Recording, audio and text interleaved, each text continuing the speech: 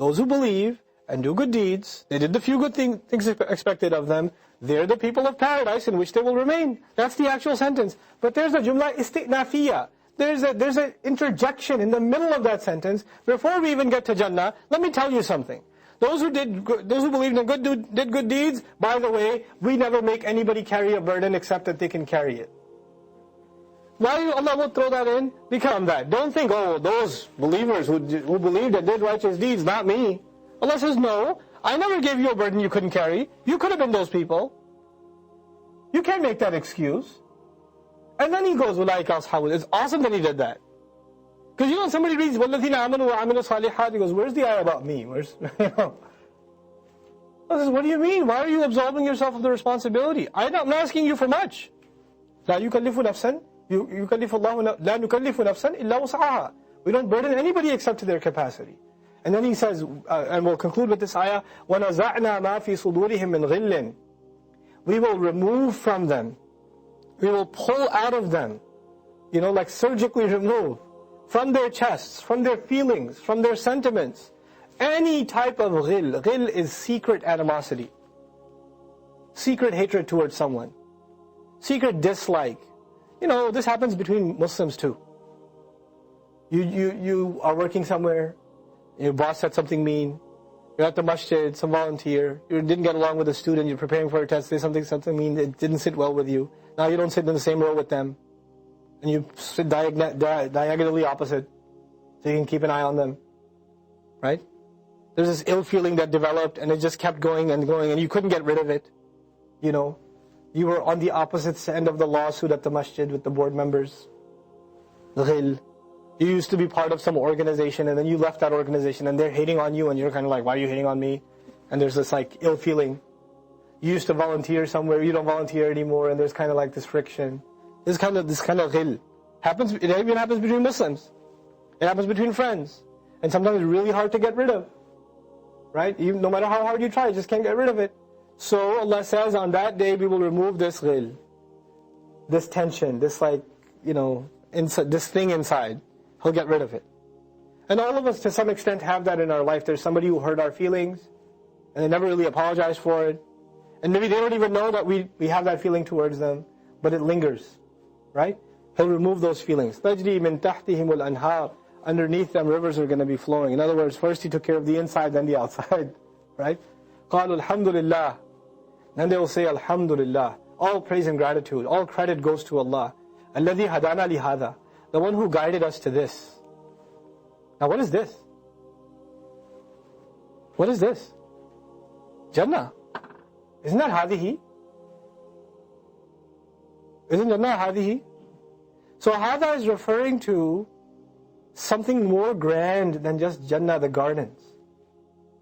It's including in it, because the masculine is inclusive, the nazar, removing those feelings. Once those feelings are removed, you really get to enjoy the garden. If you're in a bad mood and you're in a beautiful place, the place doesn't look as beautiful. Right? What did Allah do first? He got rid of your ghil, and then He showed you the gardens, and you're like, oh, I can really enjoy this now. All praise and gratitude belongs to Allah, the one who guided me to this. Oh, I can really enjoy it now. Now I know what that feels like. One of the greatest joys in life is to have ill feelings removed. It's impossible for us in this world. Some tension is always going to be there. So they will feel that for the first time. Now, let's look at the word li. Alhamdulillah alladhi hadana li hadha, not ila hadha. Guided us to this. You could say ila and li. But li is used with guidance when you guide all the way to the end. When there's no more direction necessary, you got to the destination. This is Jannah. There's no more bad feelings now. So you got all the way here, Alhamdulillah alladhi hadana li hadha, wa ma kunna linahtadiya. And we could never have been ones that were going to be committed to guidance, or we couldn't have been guiding ourselves at all. We could never possibly have done that. It was impossible for us. لَوْلَا أَنْ هَدَانَ اللَّهِ. Had it not been that Allah guided us. In other words, what you're saying is, my commitment to guidance was not going to be sufficient at all, had it not been that Allah completed it with His favor, with His completion of guidance. Both are given credit. وَمَا كُنَّا لِنَهْتَدِيَ لولا, and law is used there because both are validated now.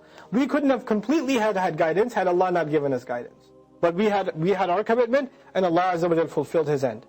لَقَدْ جَاءَتْ رُسُلُ رَبِّنَا بِالْحَقِّ. And the messengers of our Master, they really did come with the truth. Can you imagine this person? They're inside Jannah, they're looking at it, and they're like, oh, that ayah, that's what that meant. Oh, snap.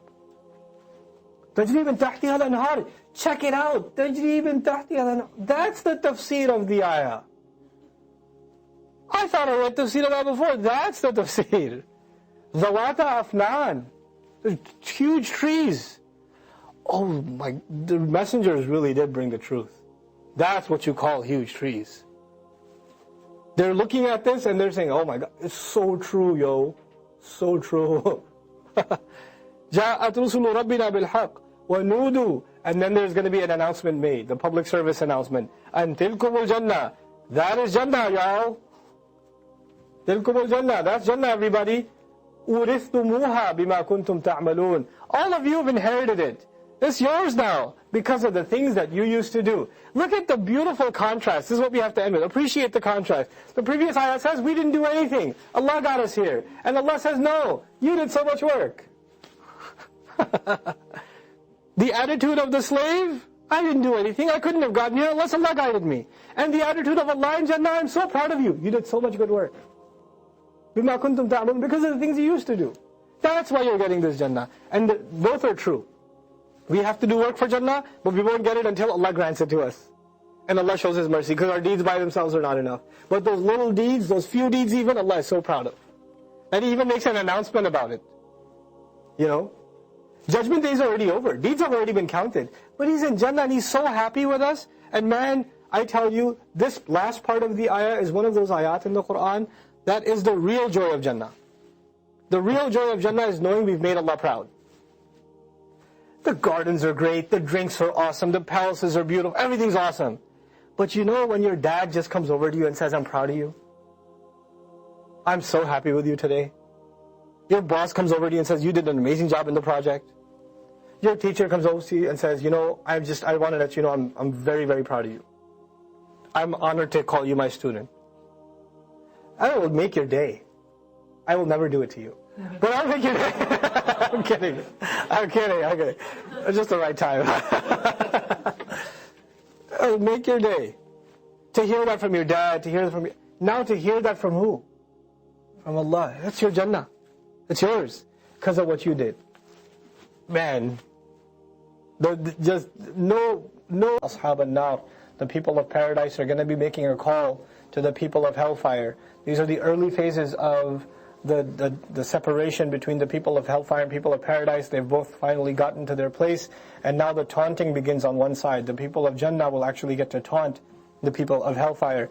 أَنْ قَدْ وَجَدْنَا مَا وَعَدَنَا رَبُّنَا حَقًّا. They're going to be taunting that we found whatever our Master promised us to be true. فَهَلْ وَجَدْتُمْ مَا وَعَدَ رَبُّكُمْ حَقًّا. Did you find whatever your Master promised you to be true too? How's it going down there? قَالُوا نَعَمْ. They said, yes. You know, you win. It's kind of like a defeated na'am. فَأَذَّنَ مُؤَذِّنٌ بَيْنَهُمْ. Then a caller will make an announcement between them. اللَّعْنَةُ اللَّهِ عَلَى الظَّالِمِينَ. That the curse of Allah falls upon the wrongdoers. الَّذِينَ يَصُدُّونَ عَنْ سَبِيلِ اللَّهِ. Those who, now see this mudari' form, الَّذِينَ يَصُدُّونَ. If this was still talking about those in that time over there, it would have been الَّذِينَ صَدُّوا عَنْ سَبِيلِ اللَّهِ. Meaning in the future, this announcer made the call, the curse of Allah falls on the wrongdoers who stopped others from the path of Allah. But it says those who continue to stop. Now when they're in hellfire, they're not stopping anybody from the path of Allah. So what's this doing? It's a transition happening immediately from Jahannam to the Makkans right now that are stopping people from the path of Allah. That's you guys they just called. The switch, this iltifat has that rhetorical the switch that it just calls them out immediately. الَّذِينَ يَصُدُّونَ عَنْ سَبِيلِ اللَّهِ. Those who obstruct themselves, they stop themselves and others from the path of Allah. وَيَبْغُونَهَا عِوَجًا. And they pursue in that path, they try to find in that path